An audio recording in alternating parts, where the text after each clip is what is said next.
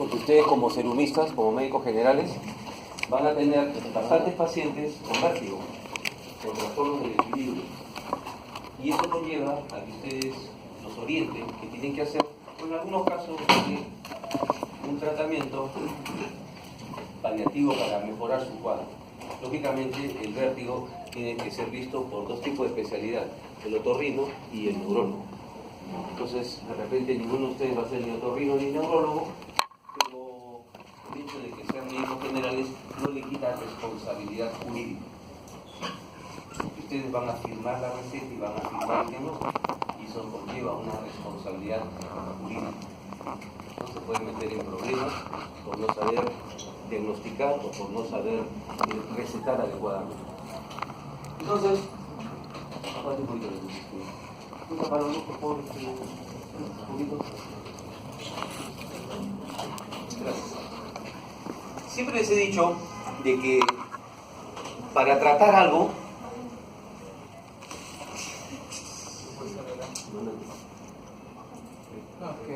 no, está bien, está bien.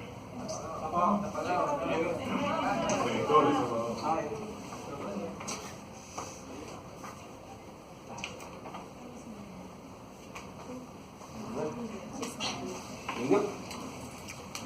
Técnico.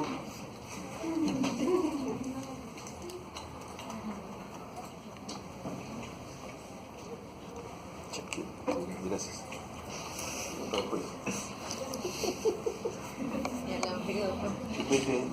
¿Qué edad tienes? ¿Qué edad tienes? 20. 24. Ya con chupete ya es un problema, ya. Falta de afecto.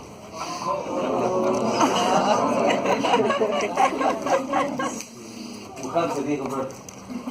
Ya, entonces, siempre he dicho de que para que una persona, o un médico específicamente, trate una patología, primero debo de saber la fisiología de lo que voy a tratar. ¿Cuál es la finalidad del médico? La finalidad del médico es una estructura, un órgano, tiene una alteración, una patología, y esta puede ser tratada médicamente, quirúrgicamente o ambas, ¿no es cierto? Esa es la finalidad de la medicina, restablecer el orden ya establecido del cuerpo. Pero ¿cómo puedo yo restablecer un orden si no conozco el funcionamiento de la patología a la cual me voy a enfrentar? Entonces, si yo pregunto qué cosa es el vértigo acá, fijo que voy a encontrar 15 definiciones diferentes. Diferentes formas de pensar, cada uno la entiende a su manera. Pero ¿realmente está bien definido? ¿Realmente lo estamos tratando bien? ¿O hay algo que nos falta? Nos falta bastante, nos falta conocer la fisiología. Y para conocer la fisiología, ¿cuál es la antítesis del vértigo? El equilibrio. Primero tenemos que saber qué cosa es el equilibrio y de acuerdo a eso podemos diagnosticar eso como un vértigo. Hay mujeres embarazadas que tienen un poquito de mareo, no, es un vértigo, no hay que venir al otorrino, no es así tampoco. ¿Cómo es fisiología del equilibrio? Fisiología del equilibrio. ¿Dónde te va a parar tu día? Está mal.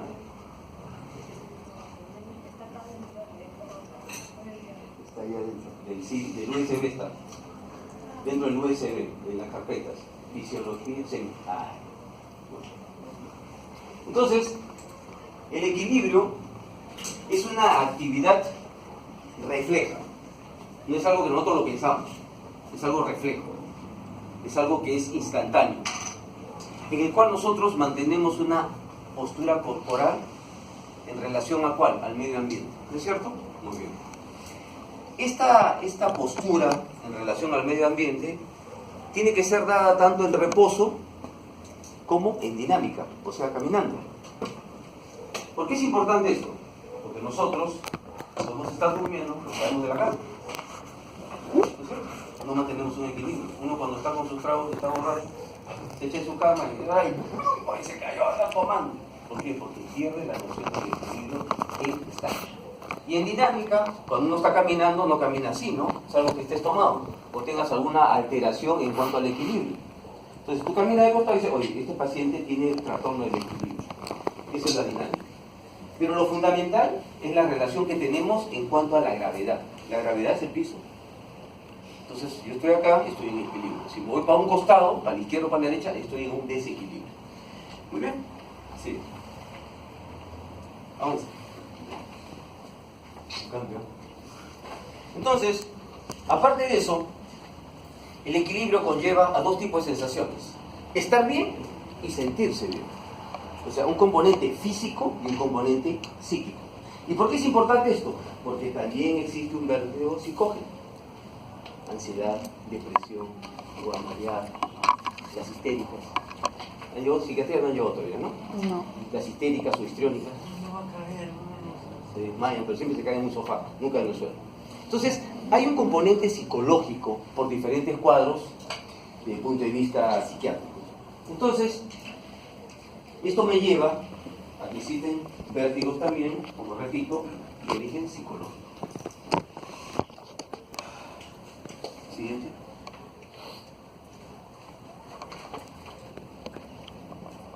Pero, ¿qué estructuras o qué partes de nuestro organismo nos conllevan a nosotros a mantener un equilibrio?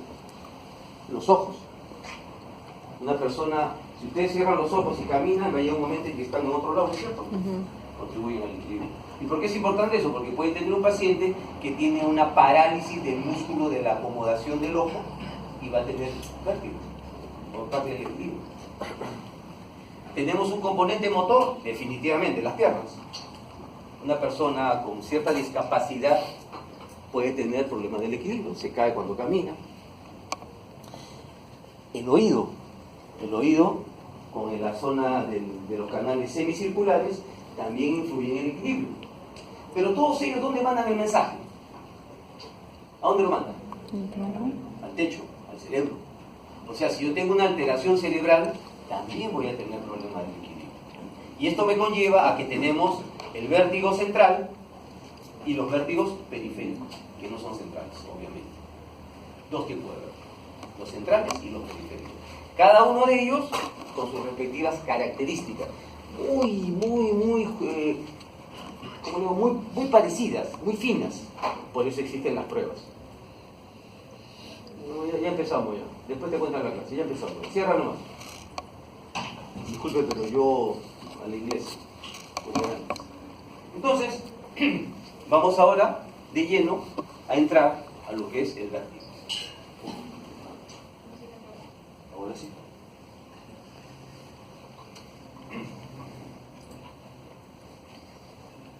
¿Y por qué digo que los síntomas son muy parecidos? Porque para diagnosticar un vértigo no es de póngase derecho, estire las manos, marche, mire a la izquierda. No, eso no. Existen pruebas. Y esas pruebas es la suma de varias pruebas que nos da el diagnóstico de qué tipo de vértigo tiene. Saludos, ingeniero. Entonces, el síndrome vertiginoso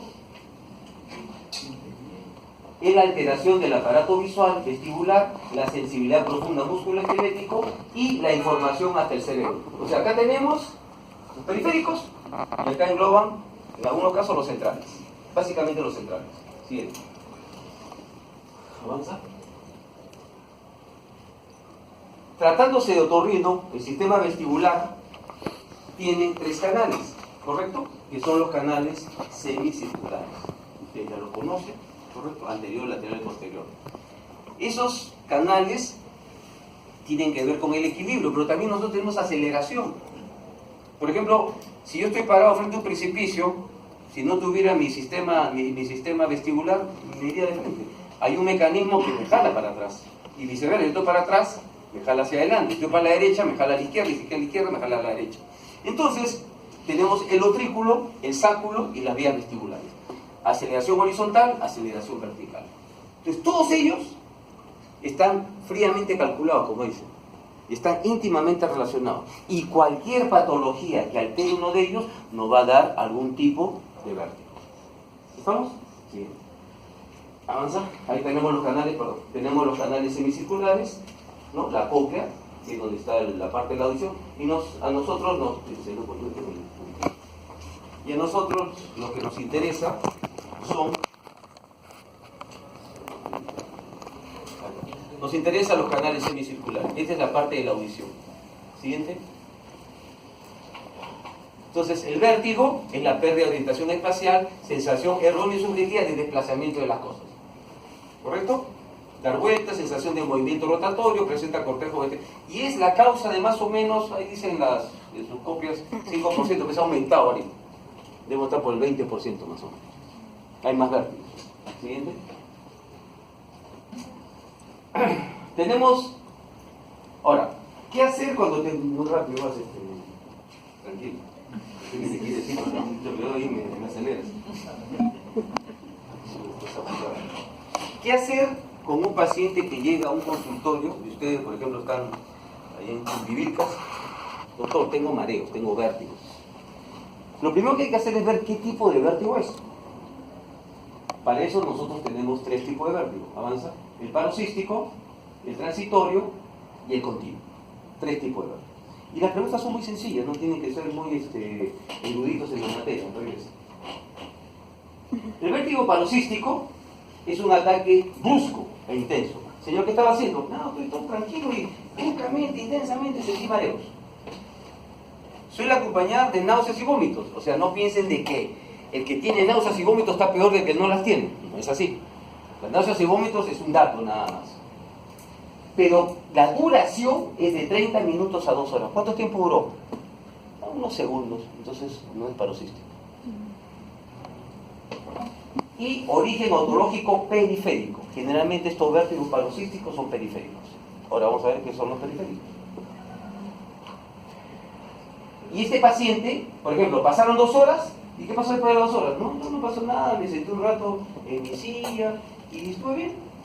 Al día siguiente lo mismo, me duró 1 hora y pico y después me pongo bien. O sea, tiene crisis intermitentes de normalidad, aparente. Siguiente. Después tenemos el transitorio. Episodios cortos de vértigo que giran las cosas. Porque hay un vértigo que uno siente inestabilidad y te giran las cosas. En segundo lugar, no se acompaña de náuseas o vómitos. Y este es transitorio. Este dura pocos segundos a minutos. El paciente le dice, ¿sabe qué? No, unos segundos a 1 minuto. Puede ser transitorio. No estoy diciendo que este es un protocolo que el que dura segundos a minutos es transitorio, no. Uno está conversando con el paciente y uno va sacando en su mente el posible diagnóstico. Este puede ser central o no, este puede ser o no de origen otológico periférico, puede ser central también. Siguiente. Y después tenemos el vértigo continuo. Este vértigo es central. El paciente tiene meses, años con vértigo. Continuamente está con vértigo, continuamente. Ahí hay que parar la oreja. Entonces en el interrogatorio,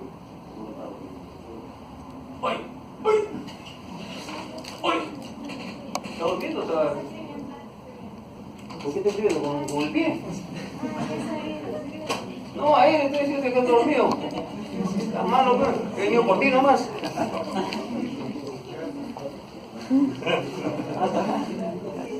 La U debe ser tu solución. No piensan así. Todos somos así. A ver, siguiente. Y después tenemos el vértigo central, muchachos. El vértigo central se puede estar lo que sea en la corteza, el cerebelo y el tronco cerebral. En cualquiera de estas áreas podemos tener problemas. Siguiente. El vértigo central. Vamos a empezar al revés. El vértigo central no es paroxístico. No es paroxístico, o sea, no dura de 30 minutos a 2 horas. No es eso. Habitualmente no se acompaña de acúfenos e hipoacusia, es un vértigo puro. Acúfenos son ruidos en los oídos y hipoacusia es pérdida de la audición, disminución de la audición.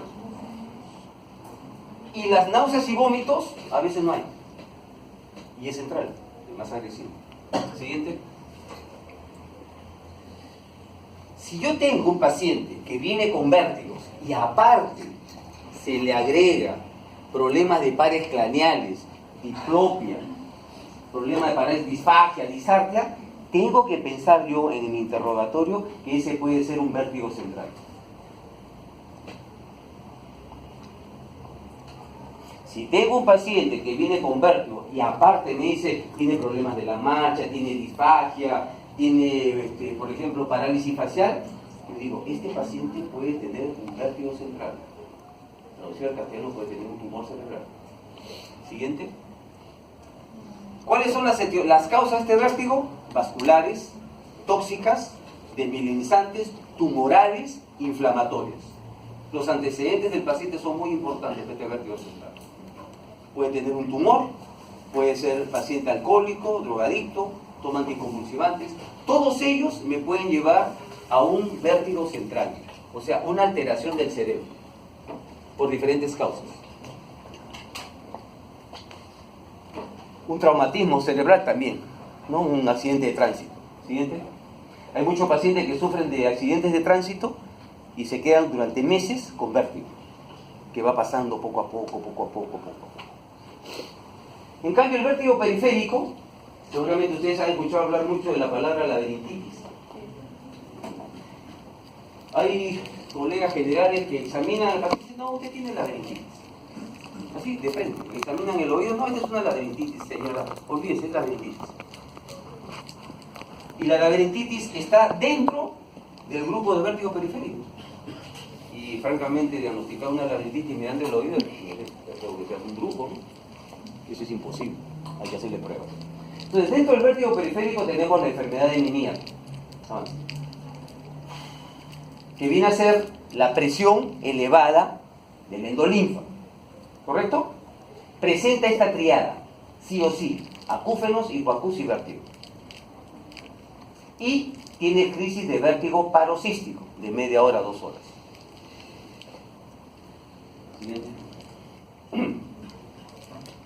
Nosotros, ¿qué cosa encontramos? Una otoscopía normal, encontramos nistagmus, el movimiento ocular de los ojos, ¿no? El movimiento de los ojos, una audiometría neurosensorial. O sea, el nervio está dañado.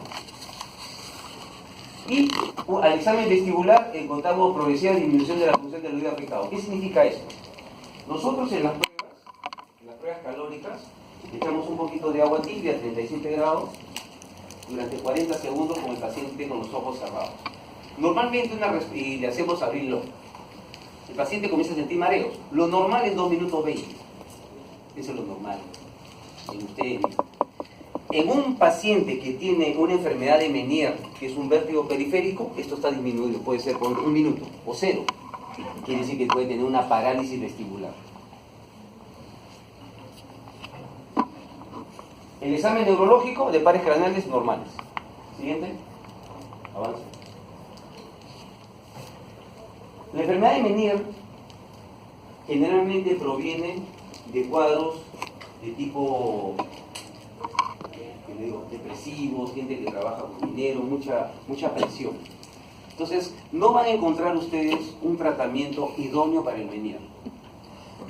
El Meniere tiene en diferentes escuelas, la escuela americana, la escuela alemana, la escuela francesa, pero todos coinciden en que hay que hacer reposo. Pero no es el reposo que ustedes vean que el paciente se echa en su cama, se pone a ver televisión, se pone a leer, viene la visita, no, un reposo absoluto. Al comienzo dije de que una de las estructuras que mantiene el equilibrio son los ojos. Es un paciente se va a poner a leer con un síndrome de Meniere, se va a marear. Ese paciente se va a un centro comercial de gente y se marea. Tiene que estar en reposo absoluto. La luz apagada, solamente escuchar su musiquita, nada más. Ni siquiera puede ver televisión. El movimiento ocular le va a dar mareo. Entonces al paciente se le da diuréticos. ¿Por qué diuréticos? Si estamos hablando de hidrox endolinfático, aumento de la presión del endolinfa, le damos diuréticos, ¿para qué? Para que baje la presión al eliminar líquidos. Vasodilatadores, antagonistas del calcio, para mejorar la irrigación. Y la dieta, si le estoy dando un diurético, no le voy a dar sal, ¿no? Obvio, tengo que bajarle la sal también. Todo lo que sea retención de líquidos. Y Meniere hay bastante, pero tiene que tener esa tríada. Hipoacusia, acúfenos y vértigo. Sí. Después tenemos el vértigo posicional paroxístico benigno. Es un nombre bien rimbombante. Generalmente, al 99.9% es periférico. Generalmente se presenta en pacientes de edad avanzada por trastornos en cuanto a la posición. Hay gente que le va a decir, doctor, yo estoy bien, pero cuando me agacho a aprender, no sé, me agacho a recoger algo, siento mareos. Me levanto en mi cama bruscamente y siento mareos. Entonces, eso me hace pensar en un vértigo posicional paroxístico benigno. ¿Ok? Su etiología desconocida suele presentarse después de un traumatismo craneal. Ustedes me dirán, doctor, un traumatismo craneal. Hay pacientes, hemos tenido un paciente nosotros trabajamos con el doctor Vera y el doctor Salazar en la clínica, un paciente particular, que había tenido un traumatismo a los 22 años en la carretera. Usted duerme, usted vas a soñar después conmigo. Entonces, tuvo un traumatismo cuando era muchacho, no le dio importancia, le pusieron su collarín, ¿qué sería pues en esa época? Y con los años comenzó a tener este vértigo. Hicimos las pruebas, todo, salió un vértigo posicional. Conversando, una radiografía, había tenido una fractura a nivel de la cervical. Entonces, eso le había estado generando, después de años, este vértigo. Siguiente. La exploración, otoscopía normal, audiometría normal, pruebas vestibulares calóricas normales, pero en la prueba posicional hay un istamo. ¿Qué significa prueba posicional? Ustedes van a encontrar en todos los servicios de otorrino una silla negra giratoria. Esa silla negra giratoria es para girar el cuerpo y buscar el istamo. Lo que se busca es ver el movimiento ocular, que puede ser rápido, puede ser lento.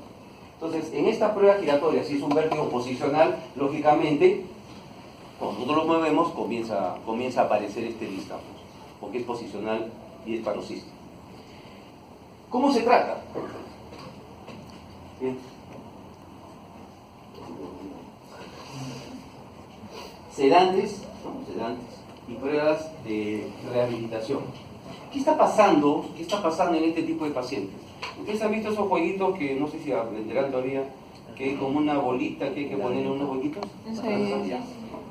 Imagínense que esas bolitas son los otolitos que se han salido de su sitio. Entonces se hace maniobras de rehabilitación, ¿para qué? Para que vuelvan a entrar a su sitio y el paciente recupera su equilibrio. Siguiente. Estas son las maniobras de rehabilitación. Esta es la camilla, el paciente está colgando con el cuello, hay maniobras para la izquierda, para la derecha, para arriba, para abajo, el paciente se le echa, se le mueve para acá, para allá, dependiendo de qué canal está afectado. Esa prueba nos ayuda a nosotros y después se le pone un collarín. La escuela japonesa dice que, en el último congreso que hubo el año pasado, dice que el collarín está de más, pero nosotros le ponemos collarín. Porque el paciente tiene que girar así durante una semana. Si él gira otra vez así, se vuelve a salir, hay que volver a hacer la maniobra. Siguiente. Después tenemos la neuronitis vestibular. Hay pacientes que le van a decir a ustedes, doctor, tengo mareos. ¿Y qué pasó? No, doctor, está bien. Pero algo, no le ha pasado nada, se ha caído, se ha golpeado, no sé. Bueno, doctor, sí, está resfriado. Y con el resfrío me apareció el mareo. Esto puede ser una neuronitis vestibular. Es una etiología viral. Hay pacientes con resfriados que pueden presentar mareos. Es un vértigo intenso, brusco, giratorio, con náuseas y vómitos y sin ningún síntoma. Miren, está peor que los anteriores, pero es menos agresivo, porque es un problema viral. ¿Y cómo se caracteriza eso? Dándole su desenfriolito, antigripales, cetiricina, lo que ustedes quieran. Y a las 2 o 3 semanas esto mejora. Pero para llegar a este diagnóstico hay que hacerle las pruebas. Siguiente. La exploración normal. Estamos espontáneos en fase aguda, cuando el paciente viene con el mareo solamente. La prueba es pérdida parcial o completa, generalmente unilateral. ¿Qué significa esto? Al momento de hacer las pruebas calóricas de la agüita, puede haber una arreflexia vestibular, o la parálisis de la zona vestibular del izquierdo del lado derecho. Reposo y sedante vestibular. Nada más, así de simple. Usted dirá, doctor, ¿y qué pasa si un paciente tiene los dos oídos con parálisis vestibular? Que no se puede parar, se va a caer para toda su vida. Porque los canales semicirculares son los que mantienen el equilibrio. No, el organismo compensa. Cuando es un solo lado, sí, al comienzo, después poco a poco se va compensando. Siguiente. Después tenemos la laberintitis, el famoso diagnóstico que le dicen a cada rato. ¿Están viendo ahí? Que la laberintitis es una infección del laberinto. Puede ser bacteriano o viral. Por ejemplo, un paciente que tiene perforación de tímpano que está supurando. Doctor, ¿sabe qué? Tengo perforación, me supura y ahora me está dando mareos. No, pero será un vértigo paroxístico. Tengo que pensar en una laberintitis. ¿Por qué? Porque está la puerta de entrada, que es la perforación, está la infección y lo único que falta es el mareo, que ya lo está. Laberintitis. Generalmente esto se presenta bastante en los colesteatomas. La otitis media crónica colesteatomasosa se presenta bastante. secreciones. Por eso que a veces cuando uno examina un oído, el médico dice, no, el otorrino dice, perforación timpánica, cuadrante antero superior, posterior inferior, ustedes quieran, 90%, caja seca. Quiere decir que de la caja no está saliendo pus. Trompa permeable, sí, el paciente es así y sale aire por la perforación, trompa permeable. No se le puede hacer valsalva, ¿por qué? Porque ya no hay tímpano. Valsalva es cuando hay tímpano. Valsalva, ¿qué movimiento es? Cuando hace tímpano hace así, ¿no es cierto? Ustedes soplan y se mueven, en este caso no. Entonces se pone trompa. Si el paciente hace así y no sale aire, ponen trompa obstruida. Quiere decir que la trompa está llena de moho. Acuérdense que la trompa eustática comunica el oído medio con la rinofaringe. Siguiente. Hay en algunos casos hay fístulas que se presentan, ¿ya? Siguiente. Y después tenemos algunos pacientes por ototoxicidad. Ustedes van a tener de repente, si van a provincias, van a recibir pacientes, un paciente que llega y dice, doctor, ¿sabe qué? Tengo mareos. Y usted tiene otra patología, lo que siempre preguntamos, bueno, sí, doctor, yo me dializo. Entonces, hay lesiones del oído interno por ototoxicidad, o pacientes que reciben tratamientos para TBC, streptomicina, los aminoglucósidos. ¿Ok? Entonces, las pruebas calóricas es arreflexia vestibular bilateral, lo que les expliqué hace un rato. O sea, el paciente ya no tiene equilibrio en los dos oídos, pero el organismo compensa. Siguiente. Avanza. ¿Cuáles son las drogas ototóxicas para que ustedes tienen que tener presente? Son estas de acá. Todo paciente que tiene mareo siempre pregúntale qué toma, de qué se ha tratado, etc. Los diuréticos también. Hay pacientes que se hacen diálisis, pacientes que reciben tratamiento por CA, los antineoplásicos, el cisplatino, es bien agresivo. Siguiente. Y después tenemos una patología que se conoce como neurinoma acústico. El neurinoma acústico siempre presenta zumbido de oídos primero. Siempre. Doctor, ¿sabe qué? Tengo zumbido de oídos. ¿Y después qué? Después una hipoacusia y después tengo vértigo. Pero siempre empieza con zumbido de oídos. En cambio, el Meniere tiene la tríada por no en ese orden. Este tiene zumbido de oídos como principal síntoma. Entonces, cuando un paciente tiene zumbido de oídos y después hipoacusia y crisis vertiginosa, lo que hay que pensar es que puede tener una tumoración a nivel de la fosa posterior. Ustedes seguramente van a estar en una posta donde no hay pues tomógrafo, no hay resonador magnético. Pero si ven estos síntomas por clínica, y acuérdense de esta clase, lo derivan a un centro de más especialización, poniendo como diagnóstico descartar neurinoma del acústico. El médico otorrino que recibe eso ya va a entender y le va a mandar seguramente una resonancia magnética cerebral, porque a veces en la tomografía no sale el neurinoma, en cambio la resonancia sí sale. Siguiente. Hay que hacer estas pruebas. Yo generalmente me salto todo esto y de frente voy acá a la resonancia magnética, aquí. Si la resonancia magnética me dice que está limpio, ya estoy tranquilo. Ese es un chacay de medio, como dice. Pero si hay una tumoración, ya tiene que estar el neurocirujano. Siguiente. Estos son los exámenes, ¿no? Las pruebas, que son lo mismo que he dicho yo hace un rato, pero está ya resumido. Siguiente. Siguiente. Avanza. Avanza. Listo. Mira, chihuahua.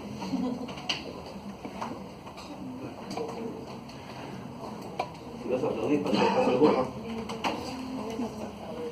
No.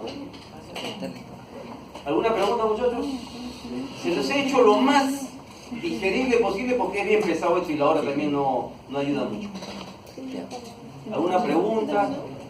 ¿Embarazos? ¿Nada? ¿Padres que no saben? Algunos dicen, no sé, papá, es muy verde.